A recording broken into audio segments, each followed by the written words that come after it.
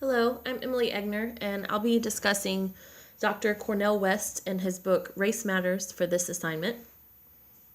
Since week one, which is when we were first introduced to Dr. West from the videos that we were assigned to watch, he's been someone who's really stood out to me. And what first drew me in was his dynamic way of speaking, which was a lot different than the other philosophers that we watched, because honestly, they were kind of boring. But he's different. He's very energetic and profound, and I knew that his writings would be just as interesting. So I chose Race Matters because I felt that it would be something that's relevant to today's climate, even though it was published in 1994.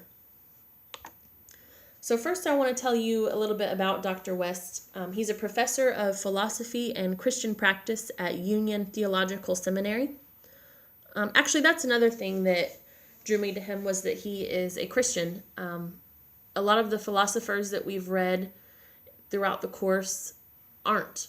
And I can read them and accept and have an open mind, but it is nice to read the ideas of someone who you agree with. And my ideas and my values are a lot in line with Dr. West. We had a similar upbringing. He's of Baptist upbringing, so it was just it made sense for me to pick someone who I could really relate to. He was also a former professor at Princeton, Yale, Harvard, and the University of Paris. He initially studied at Harvard and went on to obtain his master's and PhD in philosophy from Princeton. He's written over 20 books and has made 3 spoken word albums, and he's also a frequent political commentator on CNN and C-SPAN. So Race Matters was written by Dr. West in response to the 1992 Los Angeles riots. Most everyone's familiar with this, but basically the riots ensued because of the acquittal of 4 LAPD officers who brutally beat a man named Rodney King. So Dr. West basically wrote this in response to these issues, and he dissects and analyzes the state of affairs for Black America. But what's remarkable to me is that he's almost prophesizing the events that we're experiencing now in our decade. So I think the best way to discuss this book is just to dive right into it and look at some of the lines that come directly out of it. Dr. West and his viewpoint on racial injustice is like nothing I've ever read before.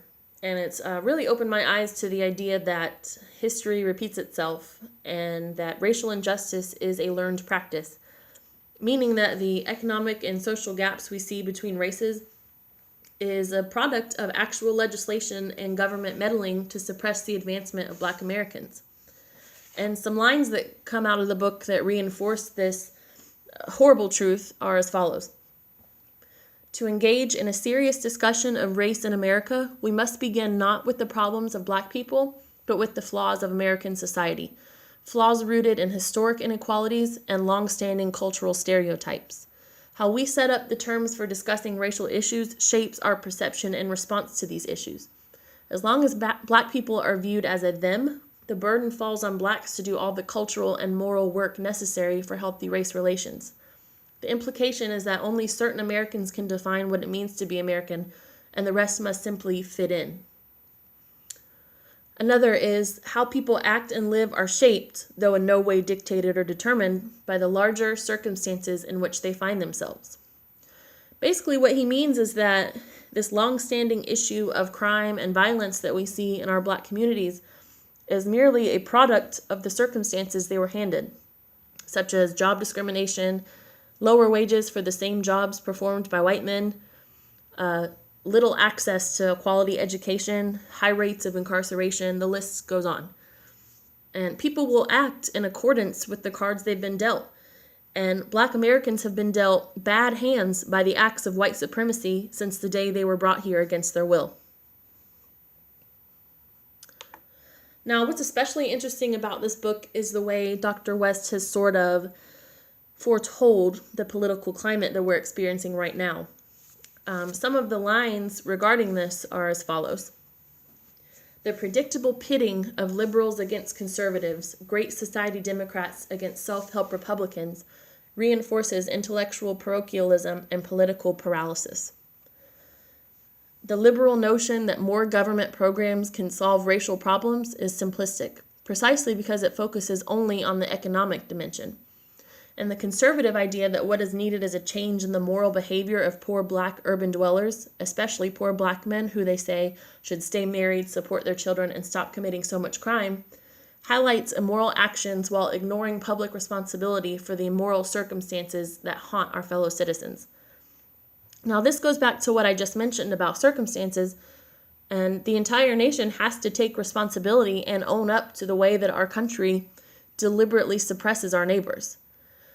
But back to the political aspect, you can see this at any time you turn on CNN, Fox News, etc., especially during election time right now, and see how the two major parties go back and forth about how to fix the so-called problems of our inner cities, as one of our presidential frontrunners likes to say often, but they never own up to the acts of legislation that created these problems in the first place.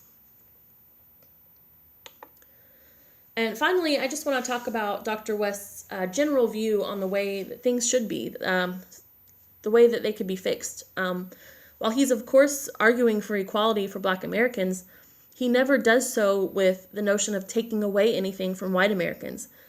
As a Caucasian, even I can recognize his desire for everyone to be treated the same and to be afforded the same opportunities for advancement in life. He says, to establish a new framework, we need to begin with a frank acknowledgement of the basic humanness and Americanness of each of us.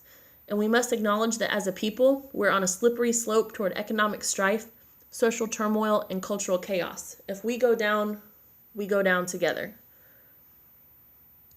Basically, he means that we can fight and riot all we want, but to continue this divisiveness is only going to make matters worse for everyone.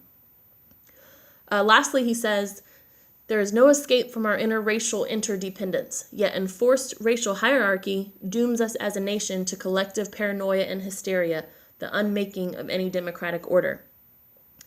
So what Dr. West means is that we can still celebrate our differences and practice our cultural traditions and be proud of where we come from, but without assuming that any one ethnic group is better than another. So if we're continually forced to believe that white rules all, we will see this unraveling of our democratic society, which in my opinion has already begun. So this assignment only called for us to read a minimum of 15 pages from a philosopher, but I can tell you that I'm not stopping there because this book deserves to be read from cover to cover. And I highly recommend it, and I'm definitely going to be checking out some more of Dr. Cornel West's writings. And I just wanted to close with another quote from him. This isn't from this particular book, but I thought it fit with what I just discussed. It says, "To be human, you must bear witness to justice. Justice is what love looks like in public." Thank you.